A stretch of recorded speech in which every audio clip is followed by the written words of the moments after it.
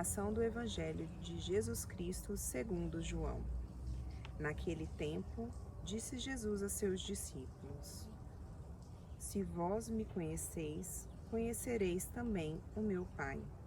E desde agora o conheceis e o vistes. Disse Felipe: Senhor, mostra-nos o Pai, e isso nos basta. Jesus respondeu: Há tanto tempo estou convosco, e não me conheces, Felipe? Quem me viu, viu o Pai. Como é que tu dizes: Mostra-me o Pai? Não acreditais que eu estou no Pai e o Pai está em mim? As palavras que eu vos digo, não as digo por mim mesmo, mas é o Pai que, permanecendo em mim, realiza suas obras. Acreditai-me, eu estou no Pai e o Pai está em mim.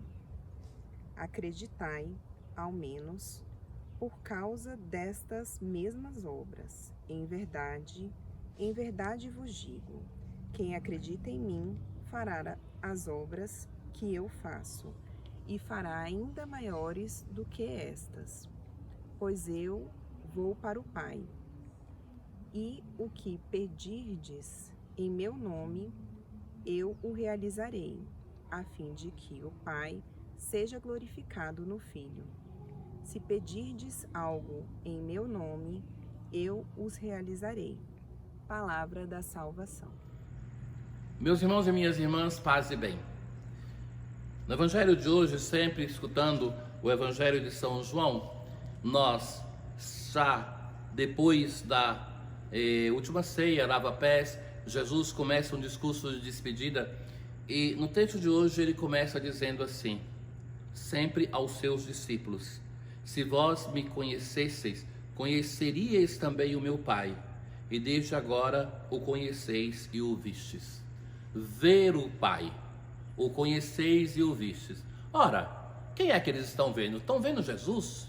Então Jesus, agora, depois de ter dito assim que ele e o Pai são um, depois de dizer assim, vocês têm fé em Deus, tenham fé em mim, agora ele está dizendo, se vocês querem conhecer o Pai e ver o Pai, vocês conhecendo a mim e vendo a mim, o Filho, Jesus, vocês estão conhecendo e vendo o Pai. Deus ninguém jamais o viu, mas próprio o Filho de Deus nos revelou quem é Deus. Queremos conhecer o Pai? Conheçamos Jesus. Queremos ver o Pai? Vejamos Jesus.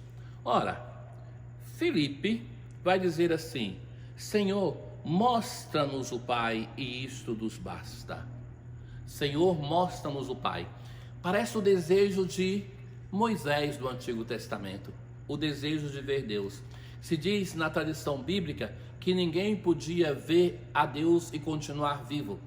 Os apóstolos tiveram esse privilégio, viram Deus em Jesus, viram Jesus, verdadeiro Deus e verdadeiro homem, e continuaram vivos. Aquilo que é o desejo do Antigo Testamento.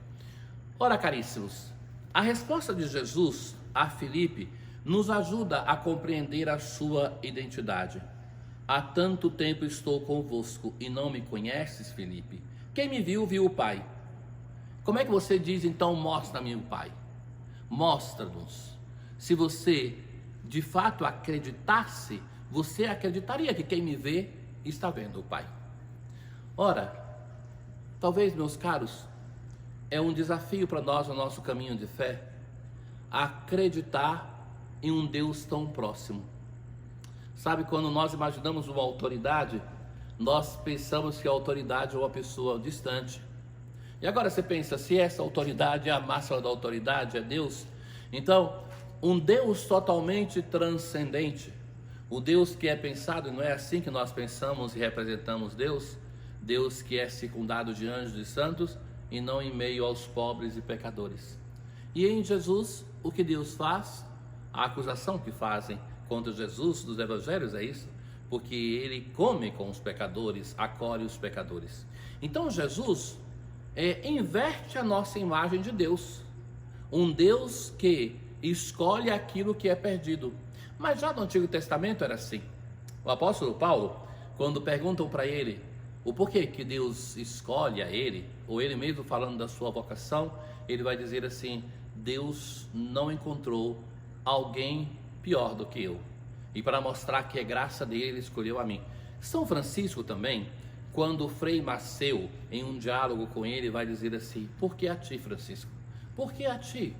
Francisco sabe que não era considerado um homem belo, baixinho, 1,53 m, e Maceu vai ter a coragem de dizer assim: porque tendo pessoas mais bonitas, mais brilhantes, mais inteligentes, Francisco se diz ignorante, por que Deus vai escolher a ti? Aí Francisco vai dizer assim, para mostrar que é graça dele, porque não escolheu com base em nenhum mérito, porque ele escolheu o que tinha de pior, para mostrar que é graça do Senhor. Isso serve muito para avaliar a graça que nós recebemos na nossa vida, né? Quando nós falamos da nossa vocação, quando falamos, nesse domingo passado foi o domingo do Bom Pastor, o domingo das vocações, então, que na verdade Deus poderia escolher pessoas muito melhor do que eu para desenvolver o ministério que faço, mas se escolheu a mim é porque quis manifestar a sua graça, e que isso deve ser muito uma consciência de todos nós que trabalhamos para a evangelização. Somos escolhidos não porque somos os melhores, mas porque é graça de Deus. Ora, esse modo de Deus agir já no Antigo Testamento, se nós pensamos na escolha de tantos personagens, ele é potencializado em Jesus. Jesus nos mostra esse Deus cheio de compaixão e misericórdia, na sua plenitude de amor e compaixão. Um Deus que se compadece, um Deus que não rejeita de estar com a pessoa que tem necessidade. Se diz, sabe, que em todos nós assimilamos muito um conceito desde a nossa infância, porque tantas vezes os nossos pais reforçam isso em nós, que se você faz o bem, você recebe um presente, se você não faz, você é punido. Então, nós criamos em nós esta imagem de que nós só recebemos alguma coisa se merecemos. Isso nós transferimos na nossa relação para com Deus. E a relação para com Deus é relação de graça.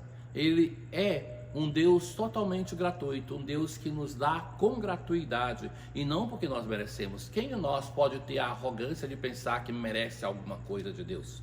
Então, Jesus nos mostra essa plenitude da graça e da verdade. Então, é um Deus cheio de misericórdia que vem ao nosso encontro.